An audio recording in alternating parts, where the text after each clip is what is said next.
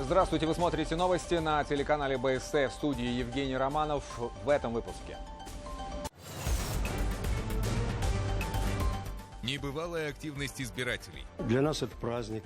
Мы к нему готовимся. Вот дома обсуждаем все кандидатуры, смотрим их программы. В Башкортостане зафиксирована рекордная явка на выборах президента страны. Первый раз голосую. Мне было очень волнительно, но я должен был отдать свой гражданский долг за будущее России. Наши корреспонденты расскажут об итогах трехдневного голосования. Вклад в технологический суверенитет страны. Новые производства, новые рабочие места позволят в свое время успешно решить бюджетные вопросы, и вместе с тем социально-экономическому развитию республики будет придан еще дополнительный импульс. В Башкортостане развивают станкостроительный кластер и систему подготовки кадров к нему. Республика вновь в передовиках. Мы уже по нашим станкам, 5-координатным, 3-координатным, обрабатывающим центрам, мы уже здесь лидеры.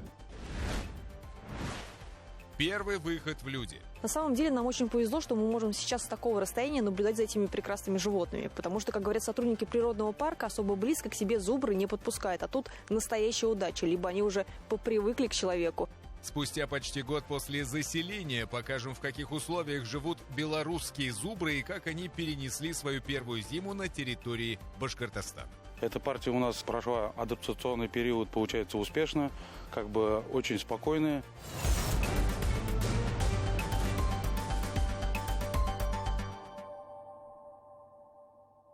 Итак, буквально 1,5 часа назад в Башкортостане закрылись все избирательные участки в эту выборную кампанию. УИКи работали 3 дня подряд. На данный момент идет подсчет голосов. На должность главы государства, напомню, претендовали действующий президент России Владимир Путин, член КПРФ Николай Харитонов, лидер ЛДПР Леонид Слуцкий, зампред Госдумы от партии «Новые люди» Владислав Дованков. В данный момент моя коллега Динара Таймасханова находится в Центр избиркоме региона. Передаю ей слово. Динара, какая актуальная информация о выборах есть на данный момент? Добрый вечер, Евгений. Приветствую телезрителей. И вправду масштабный процесс голосования на выборах президента страны в Башкортостане завершился. В нашей республике порядка 3 миллионов избирателей. Все эти 3 дня для них были открыты более 3300 участков, в том числе в местах временного пребывания избирателей. Выборы прошли достаточно спокойно в республике. Попытки совершить преступление и испортить бюллетени были. Однако благодаря бдительности сотрудников УИКов они не увенчались успехом, и все бюллетени сохранены. За 2 часа до закрытия участков в Башкортостане явка избирателей составила чуть более 80%. Это говорит об активности электората Башкортостана, о его активной жизненной позиции. Ну а сейчас с нами находится секретарь избирательной комиссии Республики Башкортостан Марина Долматова. Марина Борисовна, добрый вечер. Добрый вечер. Ну и расскажите нам, что же происходит, когда закрываются те самые УИКи, предстоит ли членам комиссии в буквальном смысле бессонные ночи? Ну, будем говорить, половина бессонной ночи. Надеемся, члены участковых избирательных комиссий в настоящее время проводят процедуру установления итогов голосования. Она начинается с погашения неиспользованных избирательных бюллетеней. Затем они приступают к работе со списками, проанализировав которые, устанавливают число избирательных бюллетеней, полученных избирателями. И после этого как раз наступает самый интересный момент подсчета непосредственных голосов. Ему предшествует вскрытие переносных ящиков для голосования, затем стационарных ящиков для голосования. И путем подсчета бюллетеней члены избирательной комиссии установят, какое число голосов получил каждый из кандидатов. По итогам подсчета голосов участковая избирательная комиссия подпишет итоговый протокол, который доставит в территориальную избирательную комиссию. Ну а территориальная избирательная комиссия, установив итоги голосования на своей территории в районах и городах республики, уже доставит избирательные документы в Центральную избирательную комиссию Республики Башкортостан. Ну и после установления итогов голосования на территории всей республики уже Центральная избирательная комиссия республики отправит свои документы в Центральную избирательную комиссию Российской Федерации. Спасибо, Марина Борисовна. Действительно жаркая пора еще впереди, можно сказать. Я напомню, на наши вопросы отвечала секретарь Центральной избирательной комиссии Республики Башкортостан Марина Далматова. Ну а завтра в 11 часов из Центральной избирательной комиссии будут озвучены предварительные итоги голосования. Смотрите их завтра в прямом эфире на нашем телеканале. Ну а я на этом с вами прощаюсь, Евгений. Спасибо, Динара. Напомню, на прямой связи со студией из Центра избиркома Башкортостана была моя коллега Динара Таймасханова. В Уфе иностранные наблюдатели следили за работой комплекса обработки избирательных бюллетеней. В УИКе номер 377 ровно в 8 вечера из переносных ящиков отправили листы проголосовавших на дому граждан. Устройство посчитало 1981 действительный и 58 недействительных бюллетеней. Также установка сама распечатывает итоговый протокол голосования. Параллельно другие специалисты вели работу, подсчитывая количество проголосовавших. Наша работа была просто принимать избирателей, выдавать им бюллетень, ну и, соответственно, далее уже работа КАИП. Как бы век технологий, скажем так, нам очень удобно в этом плане было. Избиратели наших территорий шли очень активно.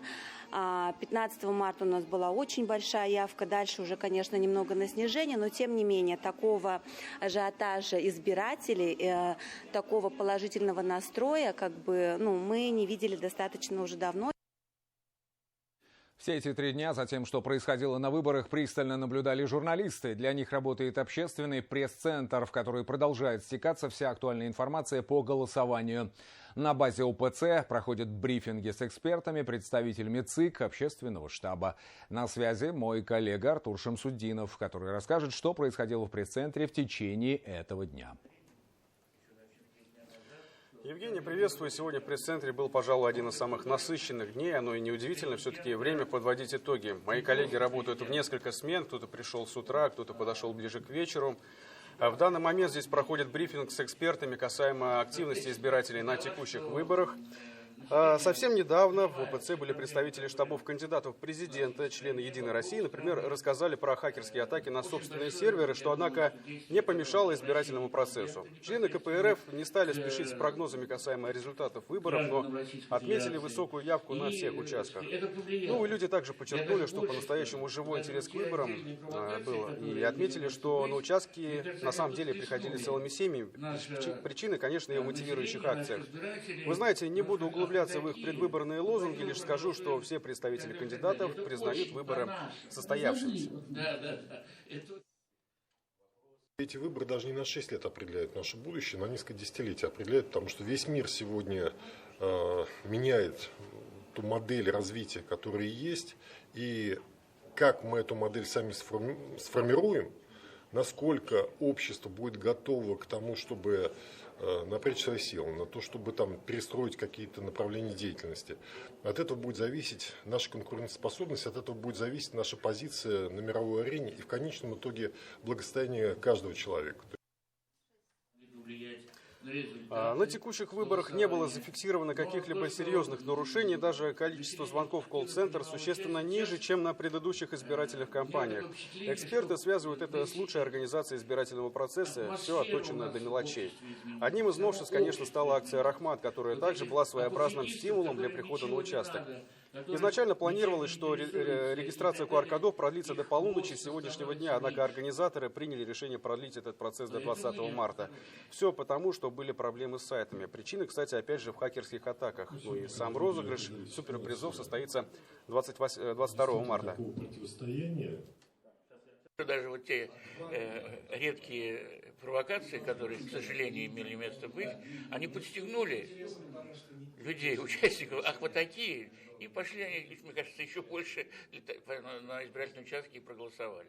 Кстати, это ответ, наш ответ Чемберлену, как у нас принято говорить.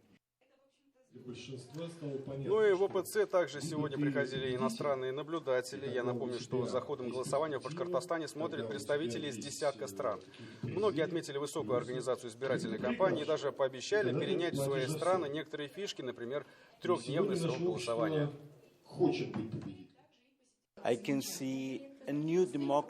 Здесь, в республике, я увидел новый вид демократии. Мне это очень понравилось. Кроме того, я познакомился с системой голосования в течение 3 дней. Я думаю, что система эта очень хорошо работает. Это дает возможность как можно большему числу избирателей прийти на участок для голосования в удобное для них время. Я думаю, что эту практику я возьму с собой в Гватемалу. Кстати, обращу внимание, что вчера в это время пресс-центр уже был пуст, сегодня же работа в самом разгаре. Коллеги будут здесь до полуночи, а то и больше. И отмечу, что только из общественного пресс-центра было выдано моими коллегами-журналистами более 7 тысяч различных материалов. Пока это вся информация. Евгений. Спасибо, Артур. В Башкортостане во время выборов были организованы максимально комфортные условия для голосования. Члены комиссии приходили на дом и к пожилым, и инвалидам, выезжали даже к живущим в лесной глуши отшельникам. Активность на участках проявили совершеннолетние жители всех возрастов. Поставили галочку за одного из кандидатов и новоявленные граждане страны, те, кто приехал в Россию и решил остаться здесь навсегда. А в первый день голосования пример всему региону показал глава Башкортостана, в числе первых заполнив бюллетень. Подробности далее. Ранним утром 15 марта на избирательном участке в ГКЗ Башкортостан Ради Хабиров в числе первых голосующих. Вместе с супругой они сделали свой выбор. Глава республики пообщался с волонтерами и рассказал журналистам о важности выборов для будущего страны. Эти выборы судьбоносные. Мы на будущие 6 лет определяем развитие нашей страны. Будет тот же курс, будет тоже движение вперед нашей страны. Люди вот уже с утра, вы видите, идут на избирательные участки. Поэтому полагаю, что выборы пройдут достойно, должным образом. Подчеркиваю, все службы, вся система избирательных комиссий готовы к этому. Надеюсь, что мы пройдем в такой хорошей, теплой, праздничной обстановке. Первый день супружеской жизни Руслана Ганеева и Ларисы Ахмадеевой начался с исполнения гражданского долга. Из ЗАГСа приехали сразу голосовать. Я думаю, что это интересно совместить 2 важных события в наш день. Конечно же, хотим стабильности для нашей новой семьи. Праздничное настроение задал и уфимец Артем Саяпов. Он пришел на участок в русском национальном костюме. Артем, артист, и в таком образе голосует в первый раз. На выборы главы региона придет уже в башкирском национальном костюме. Люди очень интересно реагируют и удивляются тому, что непривычное одеяние. И начинают спрашивать, а что, почему ты в таком? Я говорю, сегодня праздник, выборы, а еще сегодня масленичная неделя. Первые выборы для новоиспеченных граждан России. Когда-то они приехали просто учиться, в итоге влюбились в страну. Теперь у них российский паспорт, а значит и возможность выбирать президента. Просто мне очень понравилось в эту страну. И я спросил, что как могу получить гражданство. А я получил. Вот, потому что я хотел бы дальше жить в России. Я думаю, голосование – это обязанность каждого гражданина. В городе Октябрьске активно были и те, кто тоже недавно обзавелся паспортом. 18-летние избиратели пришли сделать свой выбор, соблюдая при этом строгий дресс-код – знак торжественности и ответственности. Мне предоставился шанс голосовать на выборах в связи с исполнением 18 лет. Очень волнительное событие, так как чувствую свое причастие к дальнейшей судьбе нашей страны. Это мои первые выборы и самые важные выборы в жизни нашей страны. Выборы президента Российской Федерации. Я считаю, что каждый должен участвовать в выборах. В Башкортостане участие в выборах президента страны приняли и долгожители. 106-летняя Татьяна Алексеева из села Дюртюли Шаранского района проголосовала на дому. Избирательная комиссия приехала и к 90-летнему Кинзягулу Салимгарееву. К отшельнику, живущему в заброшенной деревне Урман-Реветь среди лесов, добирались на снегоходах и пешком. Дай. Молодец. И еще что вы забыли? Что забыли? Ай, умница. Давай, скорее, давай. Молодец. С таким помощником не страшно выронить и самые ценные вещи. На этом участке присутствие собаки-поводыря – обыденность. УИК под номером 686 в Стерлитамаке работает в помещении местной организации общества слепых. Поэтому инвалиды по зрению прекрасно знают, куда идти голосовать. Сюда они приходят уже на 3-е выборы. Скажу вам только честно. Пока ноги ходят, надо самому ходить. И я думаю, домой приходят уже, которые люди безнадежные. Мы еще пока стоим на обоих ногах. А участники фольклорных коллективов, проголосовав, устраивали даже небольшие концерты. Как идут выборы, эксперты могли следить в Центре общественного наблюдения в Уфе. Каждый участок оборудован 2 камерами наблюдения. И в случае возникновения вопросов можно было сразу отсмотреть запись и связаться с конкретным участком. Эмиль Басареев, Полина Затолокина. Итоги недели. А о том, как эти 3 дня голосовали в Заурале, расскажет мой коллега Азат Садреев. Одна из старейших избирателей Зианчуринского района, столетняя Магафура Рахматуловна, воспользовалась своим правом и проголосовала на дому. Ее родственники оставили заявку, и члены участковой избирательной комиссии приехали к ним с переносной урной. Процедура отличалась от стационарного участка разве что домашней обстановкой. Пожилые люди проголосовали в первые же часы после начала выборов. Всегда мы избирали, ни одного выбора не оставляли. И мама то же самое. Вот последние годы, только вот 2-3 года дома голосуем. Спасибо им, что нам дают такое право. Ну, чтобы у нас было все мирно, спокойно, чтобы семьи были счастливыми. 280 избирателей Зианчуринского района впервые воспользовались своим правом голоса. Один из них – студент Башкирского государственного аграрного университета Максим Куянов. По этому случаю члены участковой избирательной комиссии подарили ему сладкий подарок. Первый раз голосую. Мне было очень волнительно, но я должен был отдать свой гражданский долг за будущее России. С семьей пришел на свой участок, отдал свой голос, и я уверен, что все, так же как и я, придут. А ветерана труда Михаила Мазина можно считать избирателем-рекордсменом. За последние 70 лет он не пропустил ни одни выборы. Для нас это праздник, мы к нему готовимся, дома обсуждаем все кандидатуры, смотрим программы, и дома уже договариваемся, за кого нам отдать голос. И сегодня мы также определились уже, за кого отдать голос. Более 160 жителей Московской и Оренбургской области, Ханты-Мансийского автономного округа, Татарстана и других регионов страны приняли участие в выборах президента России на избирательных участках в Зилаирском районе. Они заранее прикрепились к месту своего пребывания в дни голосования. Будущего верховного главнокомандующего вооруженными силами России выбрал и боец мотострелкового полка «Башкортостан», который приехал домой в краткосрочный отпуск. Так совпало, что отпуск совпал с выборами, поэтому вот всей семьей пришли на выборы, потому что выборы я ни разу не пропускал. Как наш замполит батальона говорит, то слишком правильный Ахмулла. Поэтому я правильный, поэтому всегда хожу на выборы. До свадьбы я не ходила на выборы, а потом, вот как вышла замуж, он мне говорил, надо идти, надо. И он нас приучил, и я понимаю, что это правильно. На выборы ходить надо, голосовать надо. Голос каждого, он важен. Мы не можем оставаться в стороне, тем более в такой ситуации. За президента, который сможет защитить страну, отдала свой голос и Александра Растегаева. В 5-летнем возрасте бандеровцы ворвались к ним в дом в Харьковской области. И то, что сейчас фашизм на Украине вновь поднял голову, для нее особая боль. С 1994 года она живет в Зилаире, который стал второй родиной. Считали бандеровцев хуже немцев. Они вообще сами по себе были очень жестокий народ. Сами бандеровцы. Активность вот с выбором нашего президента Российской Федерации очень большая. И отрадно заметить, что не только пожилые люди, но и молодежь активно принимает, очень большая активность посещения избирательного участка. Уже к началу 3-го дня голосования явка избирателей в Хайбулинском районе составила порядка 70%. Могла быть и больше, но многие сельчане традиционно ждали воскресенья, чтобы прийти на участки.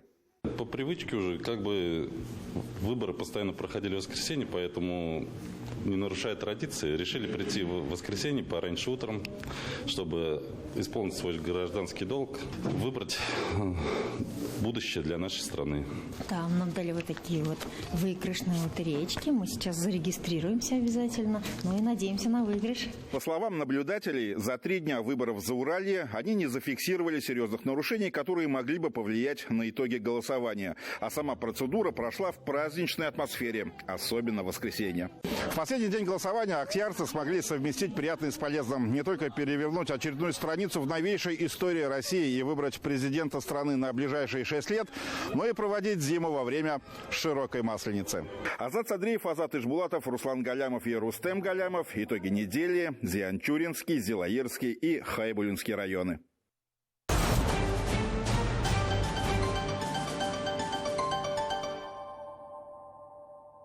В создание станкостроительного кластера в Башкортостане планируют инвестировать более 7 миллиардов рублей. Проект, который рассчитан до 2028 года, предусматривает модернизацию и строительство мощностей на одном из якорных предприятий, входящих в структуру Ростеха. Детали масштабного проекта на неделе обсуждали в Стерлитамаке под руководством Ради Хабирова. Ключевым в повестке был вопрос подготовки кадров. Представители госкорпорации предложили также создать в Башкортостане Всероссийский образовательный центр по станкостроению. О перспективах и о том, какой вклад республика вносит в дело технологического суверенитета страны, расскажет Артур Шамсудинов. Здесь было что вот прямо полезного. Мы полностью производственную цепочку отработали правильную, за счет чего у нас производительность уже выросла. В условиях значительного роста заказов время действительно играет важную роль. После ухода западных предприятий компания «Инмаш» стала одним из ключевых игроков в деле импортозамещения высокоточных деталей. Работает на сферу судо- и станкостроения, а также автомобильной промышленности. Кроме того, завод изготавливает запчасти для отечественных самолетов «Сухой Суперджет» и готовится наладить поставки для новейшего лайнера МС-21. Высокая точность должна быть. Высокая точность. Шлифовка, да, обязательно? Погрешность у нас допускается до 12 микрон. Вот этот это механизм крыла самолета суперсухого джета. Вот он так выглядит. Расширение ассортимента – важный шаг в части импортозамещения. Здесь большое значение имеет создание оборудования по выпуску новой продукции. Именно поэтому в Башкортостане формируют станкостроительный кластер на базе производственного объединения станкостроения, входящего в структуру Ростеха. Первым этапом станет строительство отдельного литейного производства, которое будет в 5 раз больше существующего. Таким образом мы закроем не только свои потребности из стана, но и, в принципе, я надеюсь, что мы закроем все потребности всего станкостроения, если так можно выразиться, в Российской Федерации. Второй этап предусматривает расширение производственных линий. Планируемый объем инвестиций – 7 миллиардов рублей. После реализации проекта Башкортостан станет крупнейшим производителем станков в стране. Потребность станков, наверное, я не знаю, там от 500 до 1000 делать. Но в России, вот по сути, три осталось места, 3 региона. Это Московская область, у нас и Краснодарский край, где делают станки. Но мы уже по нашим станкам, 5-координатным, 3-координатным, обрабатывающим центрам, мы уже здесь лидеры. Разумеется, надо это подхватывать. Разумеется, мы предложение Ростеха. Вот тут же я выехал туда, и мы провели переговоры с руководством Ростеха. По сути, мы закладываем сейчас будущее современного российского станкостроения. К слову, сейчас заказы у стерлитамакского предприятия набраны на 2 года вперед. Один из острых вопросов – кадры. Чтобы реализовать все контрактные обязательства, необходимо набрать человек 20-30 для сборочного цеха. Для этого, значит, все службы работают, это службы персонала. Подключаем специалистов, которые работают непосредственно в цеху. Нехватка кадров – проблема острая для многих отраслей. Спрос на определенные профессии значительно превышает предложение. Вопрос подготовки рабочих специалистов обсудили на базе Стерлитамакского политехнического колледжа, который входит в 100 лучших образовательных учреждений России. Учебное заведение, кстати, расположено прямо напротив станкостроительных предприятий. Быть ближе к предприятиям и бизнесу – залог качественного обучения. Сегодня колледж – единственное в Башкортостане учебное заведение станкостроительного направления, которое активно сотрудничает с промышленными гигантами республики. Представитель Ростеха выступил с предложением создать на базе учебного заведения Всероссийский образовательный центр по станкостроению. Реализуя все эти мероприятия, Стерлитамакское предприятие станет таким достаточно якорным предприятием в холдинге «Стан», ну и, по сути, таким одним из центров станкостроения в Российской Федерации. Мы в этом активно заинтересованы, мы видим большую поддержку лично, так сказать, от главы республики Ради Хабирова. О необходимости развития станкостроения неоднократно говорил и президент страны, в том числе и в недавнем послании Федеральному собранию. Те инициативы, которые были озвучены как раз и представителями руководства Ростеха, говорит о том, что Республика Башкортостан не на словах, а на деле становится реально центром, где будут коваться инновации. Это и станкостроительный кластер, и образовательные технологии, которые будут объединять эту деятельность. Такая деятельность будет приносить результат всей стране Российской Федерации. Башкортостан уже лидер в России по числу промышленных кластеров. Их создание позволяет вовлекать в производственную деятельность как можно больше предприятий. Кластерная организация предполагает создание кооперационных цепочек между ее участниками, когда в большую работу объединены родственные предприятия и многие те участники, которые могут сделать какие-то комплектующие. Новые производства, новые рабочие места позволят в свое время успешно решить бюджетные вопросы, и вместе с тем социально-экономическому развитию республики будет придан еще дополнительный импульс. Стерлитамак – один из самых промышленно развитых городов в Башкортостане. Развитие мощного станкостроительного производства станет еще одним системным шагом по укреплению технологического суверенитета страны. Артур Шамсудинов, Артур Ханов, Родион Матвеев и Иван Шабрин. Итоги недели. С Ростехом Башкортостан намерен развивать и другие проекты. Вопросы сотрудничества Ради Хабиров обсудил на встрече с главой госкорпорации Сергеем Чемезовым в Москве. Стороны, например, говорили о праздновании в 2025 году столетнего юбилея машиностроительного флагмана республики ОДК УМПО. Ради Хабиров также вышел с инициативой создания эскадрильи пожарно-спасательных вертолетов К-32, которые производят в Кумертау. Это позволит оперативно реагировать на возникающие чрезвычайные ситуации, в частности, природные пожары в летний период. Пожароопасный сезон опять начинается. Многие наши соседи горят довольно сильно, и мы сами горим. Поэтому нужно объединенные такие усилия. Поэтому мы договорились о том, что проведем тройственное совещание. Ростех, мы и Министерство по чрезвычайным ситуациям расскажем о возможностях. И, соответственно, для нас это важно, что загруженность заказами нашего КУМАПа, ну и в целом спасение наших лесов. Поэтому тоже хороший проект. В Москве Ради Хабиров провел встречу с директором Федеральной службы войск Национальной гвардии России Виктором Золотовым. Обсудили вопросы поддержки подразделений Росгвардии в зоне СВО. Ради Хабиров передал Виктору Золотову сертификат на 18 новых бронированных автомобилей «Урал-Витязь».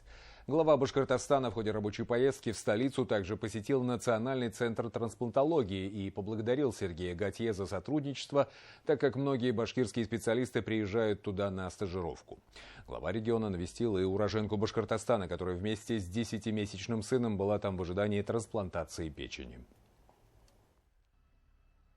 Мы посмотрели состояние уровня трансплантологии. У нас неплохо. Мы в Приволжском округе неплохо смотримся. Мы делаем все виды трансплантологии. И пересадку сердца мы делаем, и легких. И, то есть, в принципе, нашим врачам огромное спасибо. Но к чему мы пришли вместе? Что мы готовим программу развития трансплантологической службы, программу донорства, программу сопровождения. И вот я думаю, что этот год я приеду, мы проведем большое совещание, пригласим специалистов именно у нас трансплантологии делать в РКБ и в кардиоцентре нашем. Вот 2 медицинских учреждения должны в этом плотно поработать.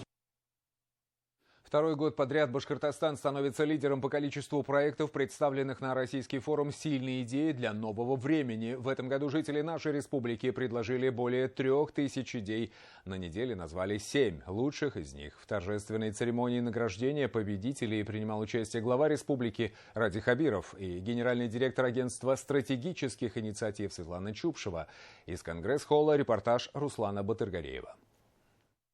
Это не просто идеи, а уже воплощенные в жизнь проекты башкирских предприятий. Здесь и резиденты первого в России мебельного кластера, и менее крупные предприятия, которые представляют свой продукт. С выставкой башкирских брендов знакомят руководителя республики и генерального директора агентства стратегических инициатив. Где будет производство? Я хочу у нас в Башкортостане сделать. В Уфе или где? В Уфе, рядом. Центр поддержки инноваций Минпрома его сопровождает.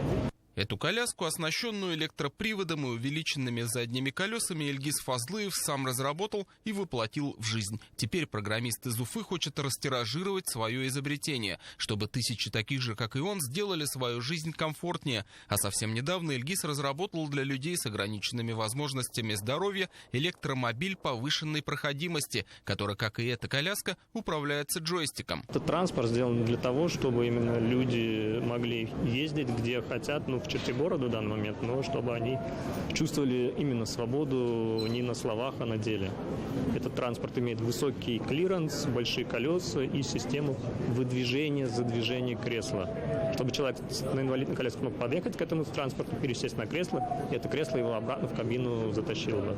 За идею, которая позволит людям с ОВЗ стереть некоторые ограничения и сделать их жизнь свободнее, Ильгиз Фазлыев получает диплом, сертификат на 500 000 рублей и статуэтку. Он победитель региональной части российского форума «Сильные идеи для нового времени» в номинации «Технологическое развитие». Я просто хотел вас всех поблагодарить, потому что каждая ваша идея, она является плодом такого постоянного поиска души, постоянного поиска вашего сердца, вашего интеллекта. Всего на российский форум жителями республики было представлено 3705 идей. 7 из них признали сегодня лучшими. Среди проектов сохранения репродуктивного здоровья граждан, школа предпринимательства для детских домов, послеродовая поддержка женщин с новорожденными детьми.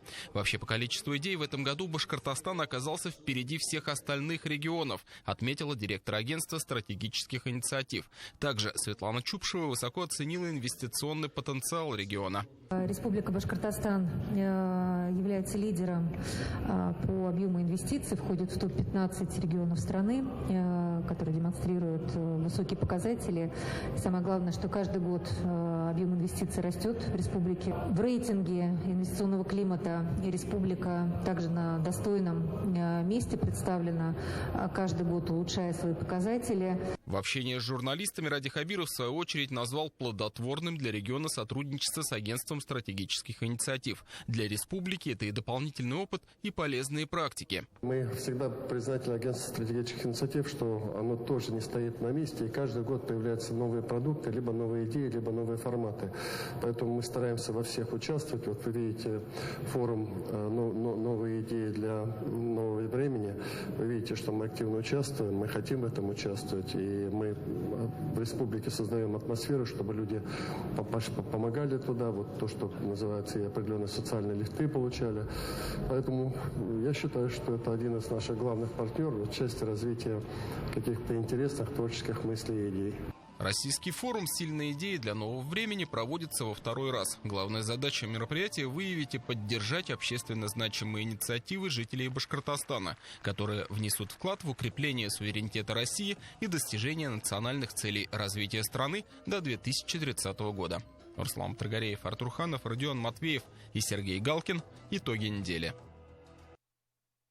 Белорусские зубры с башкирской пропиской. Животные провели свою первую зиму на территории республики. В прошлом году в Башкортостан привезли 2 партиями 18 особей. Они прибыли в мае, другие в декабре. О том, как зубры перенесли морозную зиму и прижились ли в нашем регионе, в следующем сюжете.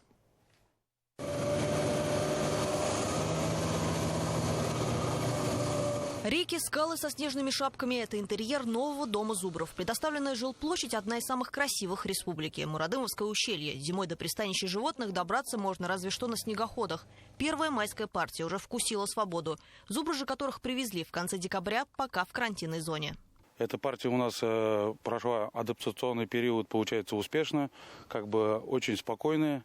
Видите, мы стоим прям буквально в 20 метрах, они стоят, смотрят на нас. Это очень хорошо. Первая партия такая не была. Особо не агрессивные, но если к ним подходить, то, естественно, они, как и любое животное, агрессируют, начинают ухмыляться, отбегать в сторону. В определенный период, получается, находится определенное количество особей до 9. А так, бывает, ходят по одному. Бык, видите, находится у нас пасется один. Он, грубо говоря, где-то на 6 километров, 5-6 километров каждый день уходит и приходит сам. Зубры скорее поспешат ретироваться, чувствуя потенциальную угрозу, чем пойдут на человека. Благосклонность животных на себе ощутила и наша съемочная группа. На самом деле нам очень повезло, что мы можем сейчас с такого расстояния наблюдать за этими прекрасными животными. Потому что, как говорят сотрудники природного парка, особо близко к себе зубры не подпускают. А тут настоящая удача. Либо они уже попривыкли к человеку и решили нас к себе все-таки допустить. Рассмотреть настолько близко этих прекрасных животных, это настоящее наслаждение. А еще в прошлом веке был риск того, что вживую последующие поколения их уже и не увидят. Мощные могучие животные оказались беззащитны перед человеком. В 20-е годы были застрелены последние дикие зубры. Ныне живущие происходят от небольшого количества особей, которые в начале 20 века содержались в заповедниках и зоопарках. Первые свободные стада вновь появились в 50-е годы в Беловежской пуще. Оттуда в Башкортостан и были привезены эти краснокнижные животные. 2500 километров дороги. Климат, конечно, отличается, и первая зима словно стала проверкой. Морозы, снегопады, но акклиматизация прошла успешно. Первая партия зубров уже освоилась. Смотря на большие размеры, они заложат на эти горы, могут подняться. Средний вес особей 600 килограммов. Как у истинных белорусов, в рацион входит картошка. Помимо этого, сотрудники природного парка добавляют морковь, свеклу и сено. Первая партия, как по расписанию, ежедневно возвращается к вольерам, откуда были выпущены, чтобы подкрепиться.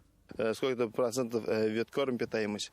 Допустим, и веткорм кушают, и кору они кушают, и трава. На 3 особи мы даем мешок корнеплода каждый день и мешок овес.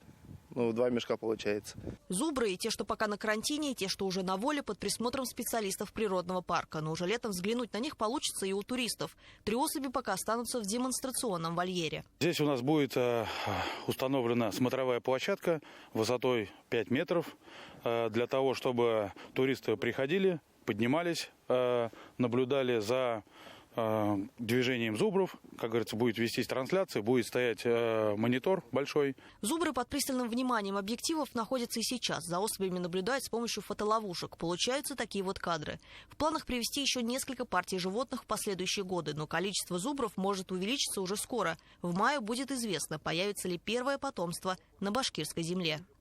Анастасия Ильчебаева, Равиль Хибзянов, Иван Шаблин. Итоги недели. На этом выпуск завершен. Всего доброго.